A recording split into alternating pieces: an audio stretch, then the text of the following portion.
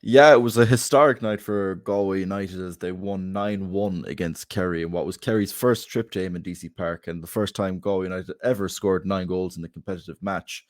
Ed McCarthy definitely man the match, I'd say, in this game. And he started off the game after 11 minutes. He took a shot from inside the box and it deflected over Wayne Guthrie in goal for Kerry. It was a bit of a sloppy goal, but Galway would take it early doors, and it kind of got worse from here on out for Kerry.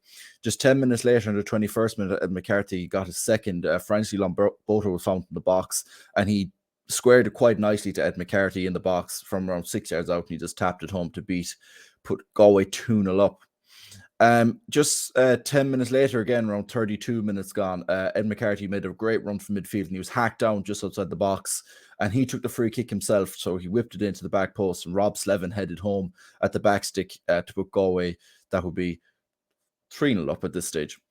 And just 3 minutes later, Vincent Borden, the American who's having a great impact at Galway, broke the offside trap that Kerry had set up, and he was bearing down on goal around 30 yards space, and he squared it nicely to repay Lomberto for his earlier attempt and made it 4-0. Lomberto just tapped into an empty net again.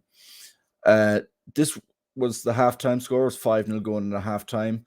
Ed McCarthy fired home from just inside the box to complete his hat trick just before halftime finished. It was a bit of a scramble at the edge of the box, and he just fired home to make it 5-0 to go in a halftime.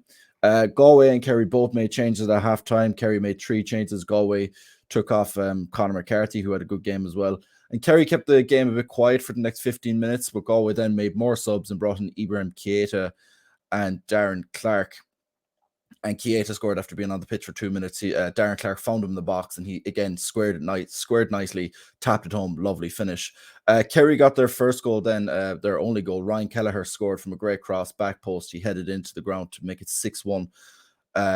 This was their main attempt and only attempt really of note, but Keita went down the pitch 5 minutes later in the 72nd minute and got his second. It was a poor save from the Kerry keeper. He kind of spilled it over the line.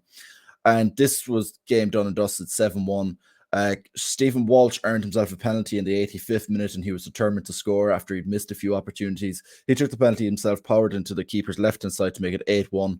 And just in the 91st minute, Walsh again found himself in the box, and it was squared nicely to him as he just pounded it into the top left-hand corner to make it 9-1 on the night for Galway.